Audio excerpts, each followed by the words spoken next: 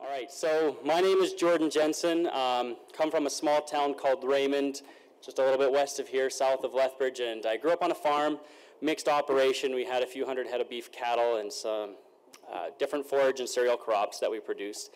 And since then, I still take time to help the family out on the farm a little bit, but most of my time is now consumed in managing the Sustainable Farm Families program. So I'll give you just a little bit of a background on what it is and what we're doing. The Sustainable Farm Families program came from Australia. It's been there for over a decade now, and they have visited, I think now they're close to 2,400 farmers. And we recently, in 2014, brought this program over from Australia and decided we're going to adapt it for Alberta. We want it to be relevant and applicable to Alberta farmers. And so I've spent the last few years working on developing this program and bringing it over, and we have been able to find very similar results here in Alberta as they found in Australia. And so we're going to talk a little bit about what the Sustainable Farm Families program is, why it's important, and why I'm here actually talking to you about it. So we've had some really good talks today about things that we can do to increase our yield and production on the farm. I'm going to talk about something that's a little bit different. It's also going to help you on the farm, but we're addressing an issue that's not so much weather-related or crop-related as much as it is the farmer itself. The Sustainable, I think that was the right button. Yep, Sustainable Farm Families program. The aim is really to provide farmers, their employees, and the families of farmers with tools, techniques, strategies so that they can better and more effectively manage their health, well-being, and safety. And when I say safety, a lot of people look at me and think, oh goodness, this is going to be another one of those talks about how farmers aren't safe and we need to change things, do things differently, blah, blah, blah, blah, blah. Let me say, number one, the Farm Safety Center is not a government organization. That's the question that I probably get most often, is the government's trying to meddle with our affairs again, and we're not government, so you don't have to hate me yet.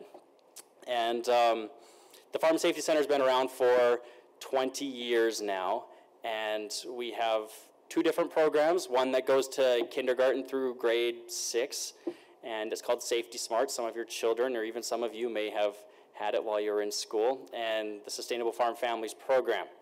So this program, the main goal that we're working with is to try to increase awareness of the human resource on each farm. Doesn't matter how much land you have, how big your herd is, what you do. It doesn't matter if you can't take care of it. The most important resource on any farm is the people. And without healthy farmers, I'm afraid farming really wouldn't be what it is. So we've spent time on various farms, how-to-right colonies, small family farms, large farms. We've even been to ag societies, ag service boards, and we've been able to do some learning together. And one of the questions that I always like to ask them in these workshops is, who is healthier? When it comes to a health standpoint, who takes better care of themselves? Who has a healthier lifestyle? City people or your rural people, your farmers? And almost always, they say the farmers. And we ask, okay, why? Justify your answer. Well, we have fresh air, and we're outside, we're working all the time, there's no pollution and smog, and we don't have all the stress of driving on Deerfoot and whatever. So yes, valid points. I myself, I'm a small town boy, and I don't do very well in cities for lots of those reasons. But unfortunately, what we've learned is that the rural population, especially here in Alberta, we're at a bit of a disadvantage. We don't have the same resources that we need to take care of our health that are available to our counterparts in the city. So what we've found is that life expectancy in rural populations, and this is all here in Alberta, tend to be about 3 years less for rural men than compared to the men in the city. That kind of sucks. I mean, 3 years isn't terrible, but you know, I'd appreciate 3 years. And I don't have it included in here, but there's also another slide that talks about the quality of life.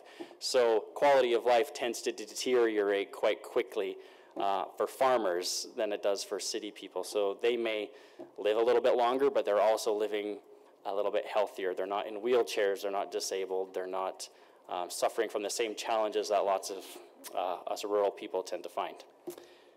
So I have a few maps up here you can kind of see. That's the province of Alberta. And what we notice is these are death rates by disease or injury. So the first one there on the left is cardiovascular disease. So that's everything related to the heart, stroke, heart attack, and such. And what we find is that the areas that are in the red tend to have a significantly higher or a much higher incidence of cardiovascular cancer or injury rates. And then you can see it goes down. There's the orange, and the yellow is considered average, and then there's the green, which is a much lower likelihood. Well, you can see that Edmonton and Calgary, in most cases, tend to be doing quite well when it comes to these three stats. And where most of our farmers are is not in the big cities. In fact, almost all of our workshops that we've been to have been to people who are in the red or even in the orange zones. And it's surprising. We get a lot of, what's the word I'm looking for? Resistance when we talk about this amongst farmers, because they think there's no way, you're twisting the numbers. Why? Why are farmers unhealthy? Why am I in the red? There's no reason for that. We have gardens. We eat in our garden. We're out working, fresh air. There's all these really great things. So we've come up with a list, and here's some of the things that we go over with these farmers to really help them kind of put things into perspective. Farmers are notorious for working long hours, and work is good, and that's important, and we're never going to discourage that, but sometimes farmers tend to push it a little too far, especially during certain times of the year, right? There's a good half the year where you're seeding and you're planting and you're harvesting and you're trying to get everything done before the weather gets here. So we push ourselves, we work longer hours. City people, there's a traditional 9-to-5 job, and there's some people that have shift work, but for the most part, farmers don't have that luxury. There's also seasonal pressures. We farmers, we struggle when it comes to the climate that we have to deal with, especially here in Alberta. It can be quite fickle, and it's not as predictable as we would like sometimes. So we're under certain pressures to try to get things planted, right? If you're doing flax, what do they say? Between the 13th and was it the 17th? I can't remember. But you have time frames that you have to abide by. City people, they don't have the same challenges when it comes to seasonal pressures. They would prefer it to be sun and shiny and nice every day of the week. We need our rain on certain days and not on others. Stress. That, again, comes back to the stress. We can't control commodity prices. We can't control the price of fertilizer and seed. We're at the mercy of our suppliers. We're at the mercy of the distributors. And so there's a lot of stress that farmers have to deal with that city people, again, don't really get concerned about. Not to mention the weather can be quite a stress factor, too, something we can't control at all. Farmers live at work, right? Especially, we go to Hutterite colonies. And oftentimes we ask them, well, how long is their commute to work? What do they do? And it's right out their window. Most farmers would be able to relate to that. Their farm is right there. They look out the window, they see the herd, they see the crop, they see things that need to be done. There's always, always, always something to be done on the farm. A farmer doesn't just get to say, you know what, I'm going to take the weekend off and not do anything this week. The cows can go hungry for a few days, it's fine. We don't really have that luxury. What else is on here? There's no paid sick leave in most cases. Knowledge of health factors that goes specifically more towards the Hutterites. We find that they don't have access to the same resources. We learn about health in high school. They don't. Attitude toward health. Farmers are notorious for being tough, thick-skinned. We don't go to the hospital for anything. I put a nail through my hand. We'll pull it out, right? It's, what are you waiting for? So it's very different, right? I grew up going up on the farm. There's numerous times where I probably should have gone to the hospital, and I didn't. My dad, let's throw a Band-Aid on it. It'll be fine. Oh, I think I got some Atrovent in the pantry there. We'll go, just put this on it. You'll be fine. You'll be out like a light. Sure enough, I was. So farmers tend to treat themselves instead of seeking the medical attention, and oftentimes that's because it takes an hour or so to get to the hospital. Then when you get there, you're waiting. Half the time farmers go to a hospital that doesn't even have an ER. So there's a challenge too. What else is on here? Access to medical services is a big one. If a farmer has a heart attack or a stroke, and if there's somebody nearby that can even call an ambulance, what we find is that oftentimes ambulance will get lost. You give them a land description and you say, yeah, I'm 127 west of the 4th, and they're like, what? And then the ambulance is nowhere near where they should be. Or you try to drive yourself to the hospital, and again, you're at a hospital that can't treat a heart attack. So if you have a heart attack in Calgary or Edmonton, hey, you're set, you're fine. People are there, and they can get to you a lot quicker. You could roll your car on Deerfoot and everybody will know and everybody will be angry, but you'll get in an ambulance soon. You roll your car in the back 40, nobody's going to know. It'll take a while, and it'll take too long in many cases for you to get the medical attention that you need. So again, these are just some of the things that put us back in the red area. These are some of the challenges that we farming people face, and it's not really any fault of our own.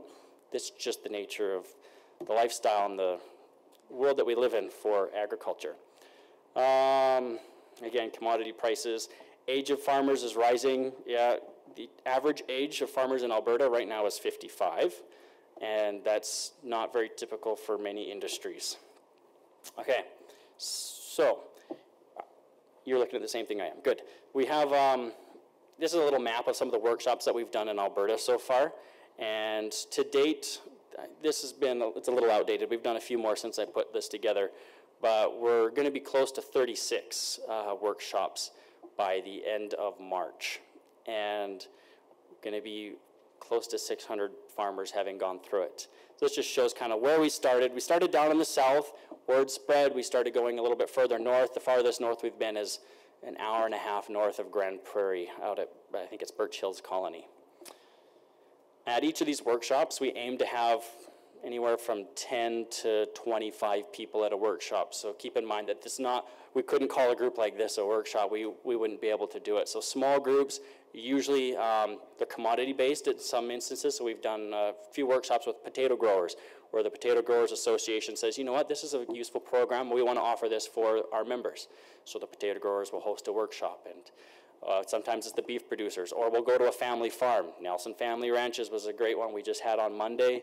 And it's a family farm, so mom and dad and several of their sons and their spouses and a handful of their management employees came, and they had a family workshop. We've done some, actually quite a few on colony, and we asked for couples. So when I say farmers and participants, this isn't just the men. We really want the men to come with their wives whenever possible. They don't have to be married. You can come alone if you want, but it helps to have that support system. All right. Every participant that comes through this program gets a resource kit. They get to take it home. It's chock full of information. There's like 490 pages in it, but they see that and they get intimidated and they think, what am I supposed to do with this? We only go through just a small portion of it. Lots of it, it's a resource kit because we want them to take it home afterwards, to go through it, to read it. I get calls every day. In fact, I got one about an hour ago from Danny at Veteran Colony, and he says, my wife and I were talking, and we had some questions about menopause. I thought, okay, great, let's talk about this, Danny. And it's good to hear that. So I get calls all the time from people wanting information. And half the time I don't have the answers, so I'll get back to you, or I refer them on to one of my medical team members, or one of our nurses who can probably better, more accurately answer their question. So again, it's customized to fit the Alberta context. And we've tried to adapt this for Alberta farmers as much as possible. The language in this resource kit that we use on our PowerPoint slides, we try to keep it at a grade 6 level. I realize that after I just said that, that sounds kind of bad. We're not trying to say that farmers have a grade 6 level reading comprehension. We just want it to be simple for that everybody, especially some of these Hutterites that we go to visit, they take time to read this, and it's because it's in simple language that they can. And again, written with farmers in mind. So this is just a sample of one of the slides that we use when we're talking about cardiovascular health. Did you know that the heart pumps about 42 million liters per year, and that equates to 1.2 million bushels of blood? And that there's a picture of a 1,000,000 bushel grain bin. I haven't yet seen a 1,000,000 bushel grain bin in person, but I look at that one and I think that would be pretty fancy to have.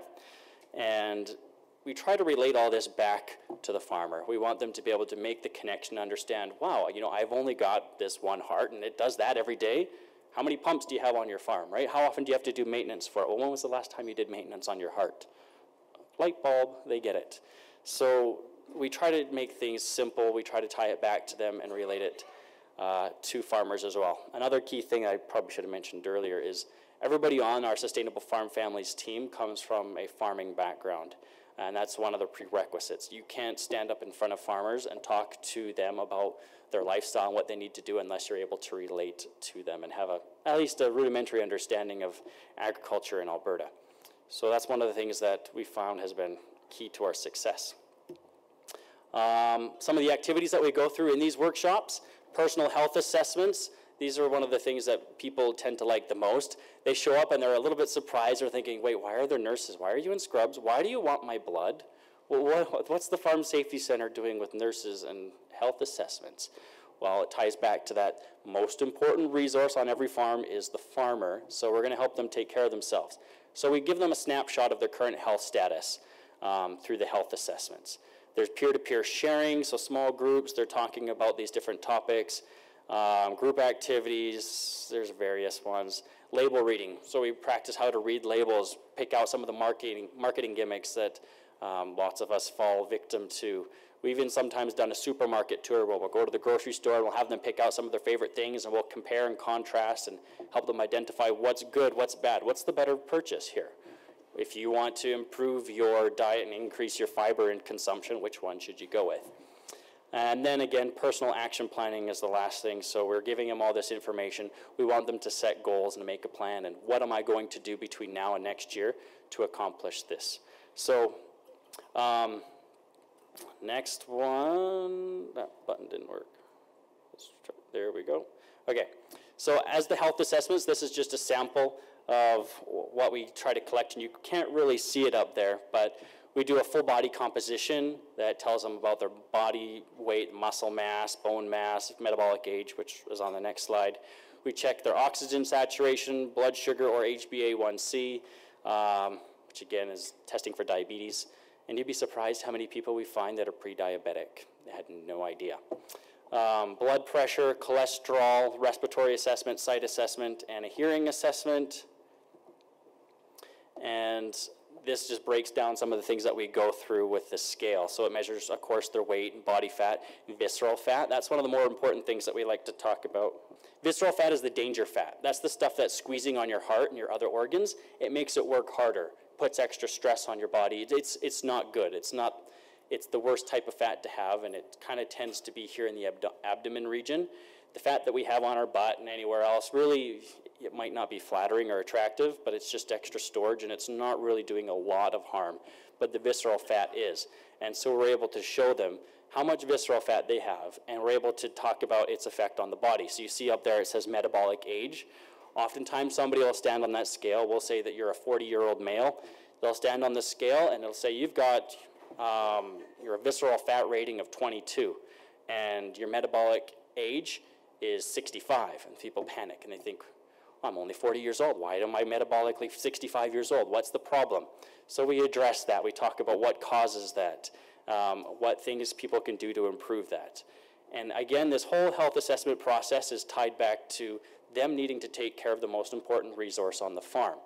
I like to compare it to take a combine, for example. You take your combine into the shop, you do a pretty full assessment, you check all the belts, you make sure all the fluids and everything is good on it, and before you take it out.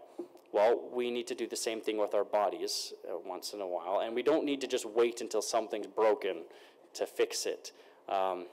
Farmers tend to take better care of their livestock or their machinery than they do themselves. And this health assessment really gives them the power that they need so that they can be proactive and take care of their own health. And we found that they have been. So with this program, when a group signs up, they commit to a three-year participation in this program, and it's 4 days over 3 years of that time. So the first year we're there for 2 days, and we give them breakfast, we give them lunch, because we ask them to come fasting sometimes so we can do the health assessment. And then the next year, so if we go in December, we're there the next December, and then the following December again. And over these 3 years, each year they get a health assessment, and they're able to track and see how well they've done. Has there been any improvement? And my goal was to eat more fresh fruits and vegetables and to reduce my stress by yada, yada, yada, yada.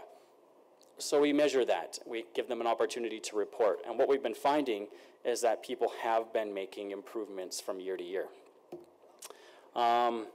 This next slide here is just some of the information that we've been able to gather and de-identify, and we're able to share with you. We collected this last year, so it's only showing 270 of our 400 and some participants. But we will update these numbers in March once we finish this round of workshops. So BMI, really just a measure of weight to height ratio. And so we found that 71% of our farmers that we have been through this workshop are classified as overweight. And we even get that into the second-degree obesity. So 16% of them have been classified as having secondary obesity. Body fat range, so again, 72%, it correlates quite closely with BMI. Unhealthy visceral fat, so that danger fat that squeezes on your heart, 34% of them have a visceral fat rating over 12. And they say anything over 12 is where it starts to negatively impact your health. If you have a visceral fat rating of 7, it's not too bad. You should be okay. And then finally, metabolic age. So we talked about how a 40-year-old will stand on that scale and it'll tell them they're 65. Well, what we found is that 58% have a metabolic age that's at least 10 years greater than their actual age. And that's an eye-opening experience for them. And that's partly what motivates them to make a lifestyle change. So all this numbers really means nothing without the education that goes along with it. So we spend quite a bit of time talking about what each of these measures are. We talk about nutrition and diet. We talk about diabetes. We talk about stress, depression, anxiety. We talk about physical activity. I can't list all of them. But over the 3 years, they get this education, so they're then empowered to take action on these numbers that they're given. These numbers in their health assessment is a tool. We give them a copy of it. They also get a referral letter that they get to take with them to the doctor if they'd like to go get medical help. So we found that that has been very helpful. We've also undergone several independent evaluations. Most of our funding, as you can see up the top there, comes from the government, so Growing Forward has been primarily funding this. We've also got funding from ag societies, a couple counties, and even some family farms and colonies have donated money to this as well. So we like to do an independent report so that we can then show them what we're doing, and they can decide if it's something they want to continue funding, and they can also decide if it's something they want to recommend to their family members, neighbors, coworkers, or people they represent in their organizations. So they've reviewed the resource kit, the big binder that we've given them. They've reviewed our PowerPoint slides. They've done interviews over the phone, in person, focus groups.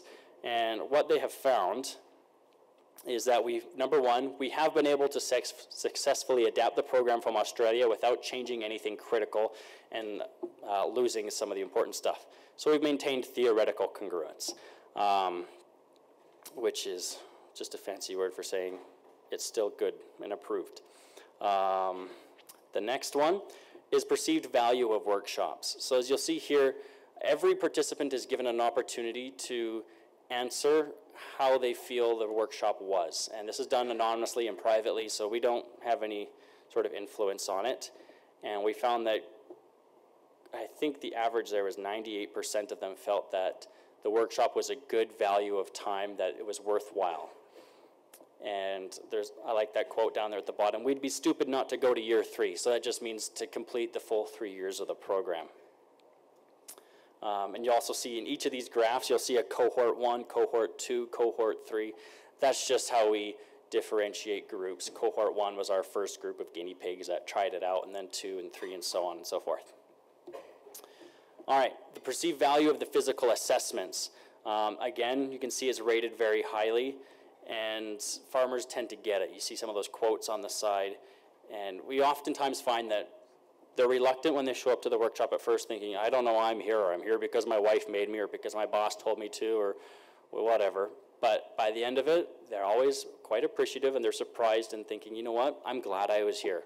At first I was upset and grumpy, but it was worthwhile, and that reflects in our numbers. Again, commitment to making lifestyle changes. So this program really wouldn't be worthwhile if it didn't actually bring about some change. So we see here that people are committing to make lifestyle changes, and we are seeing those changes happen year after year. Next one, we also talk about farm safety, because it's not all just about health, right? The human resources needs to be protected, whether it's through health and safety.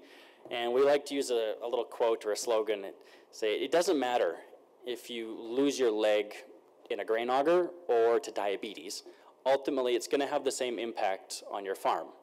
So we talk about farm safety as well, and we give them a farm safety check and various tools that they can use to do assessments and implement controls to improve the safety of their family and their farm members. and most of them have actually taken advantage of it. Farmers know more about their health, so we found that these are just a few of the topics. I didn't want to go through too many slides, but they're learning, they're improving, they're changing things. Oftentimes it's a change in diet, something that they want to go through, and that's like, people are like, wait, why are you going to change the diet? But if a Hutterite can change their diet, any one of you can do it. And is it beneficial to their farm? So we're actually able to make a connection between the health and safety of the farmer and actually having it be a benefit to their farming operation. That's a question that we ask after every single discussion, every topic that we talk about. And we want to know, does learning about nutrition and diet, will that benefit your bottom line on the farm? And ultimately they agree that it will. So again, just a quick summary of what some of them have said about it. They believe, 90% believe the program is useful and relevant information. They understand the link between farm safety and their health. They have been completing the farm safety activities. Again, it's a good investment of their time, and they've recommended it to other farmers. So we started off with just a few small groups of farmers, and it's growing and growing. And it's not because we've been doing a lot of advertising. In fact, we're a small nonprofit organization, so our only advertising is Facebook and word of mouth reputation. So people who have been through the program, we've invited them to share it, and they have. And every year we get more workshops, and we're booked right now from now through the end of March. We're pretty much full, but we are looking to book more workshops again next spring. So currently we're sitting at, well, that's even changed. On Monday we did another 20 participants. So we're at roughly 450 participants. We have 16 workshops that we've been to previously. We are returning to all 16 of those workshops to do a follow-up year 2 and 3. And we have another 20 workshops underway that are going to be receiving the new year 1s. And the independent evaluation is still undergoing. We're going to keep doing that year after year because we find that it keeps us on our toes and helps us know where we can improve. And our ongoing goal really is to diversify our funding. Right now the bulk of it comes from government, but we want to get funding from different sources. And again, this program, I should have mentioned this earlier, it's free. We don't ask anybody to pay for it, just your time and some of your participation. That's all we ask for. So with that, I just want to say thank you for your time, and do you have any questions?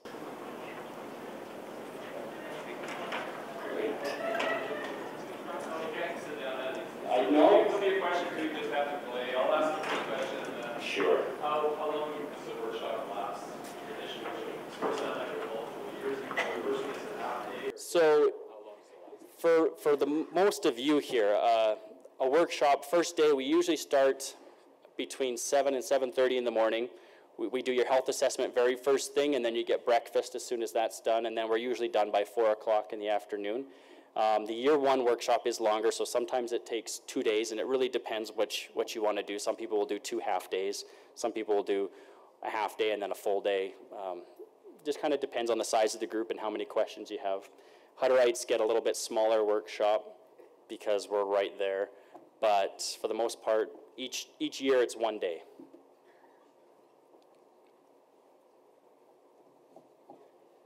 Yes? The closest one we have scheduled to Medicine Hat right now is, I want to say it's Lomond Colony, or I don't know. I have to look at my map. We don't have one actually scheduled right now in the city of Medicine Hat. It's, what we do is if you wanted to book one, we pick a date and then we work from there and we say, okay, we're going to hold one in Medicine Hat on January 10th, and then we work from there to get people invited. So it's relatively short notice, and I don't have one in Medicine Hat yet, so if anybody wants to start one, let me know. Yes? Can you give a few more details on visceral fat? Sure. So who wants more details on visceral fat? I don't generally do that portion of the discussion in the workshop, but I've sat through it enough times that I could probably give you a rudimentary good answer. So the visceral fat, it's different for every person. So some people you'll see a skinny guy, and I actually have a visceral fat rating of 6, and that's okay, but I have a younger brother who's even skinnier than myself, and his visceral fat rating is 14. And largely it comes back to what you consume. So if you're eating a diet that's not overly healthy, so high in fats, and you're not getting enough fresh fruits and vegetables or exercise, number one, you're running your risk for increasing a heart attack because you have cholesterol buildup, but also that's where the extra fat goes. It'll be stored around your gut. And if you see a guy that's kind of, skinny legs, skinny arms, but got a bit of a gut, and that's where your visceral fat is. So the higher your visceral fat rating, the higher your metabolic age and the higher your chances of cardiovascular disease. Yes? We don't do a PSA test for testing the prostate. That is one that requires a lab with a lot more equipment. We have information and brochures that we give out about that, so you can learn about it. But as far as actually doing that test, we haven't got quite that personal with it yet. Yeah, the PSA, the blood test. Yeah, the only blood that we take is a little finger poke, and we only use it to measure your cholesterol and your blood sugars for diabetes. Yes?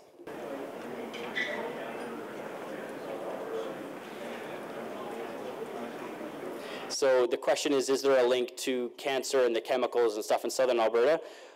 We haven't got that deep into the research yet. What we have found that cancer does tend to increase as you get more rural and remote, and part of that is because we're farther away from the major centers. So Calgary, at least in Alberta, is where the major cancer center is, and the closer you get to that hub, the more aware people tend to be and the more help they get. But farmers are also exposed to a lot of different things, even simple grain dust, dust from your gravel roads, chemical exposures from pesticides and whatnot that you're working with. All that tends to increase the likelihood of cancer development. Anything else? Am I okay to go now? Okay, I guess that's it. If you wait long enough, there's questions.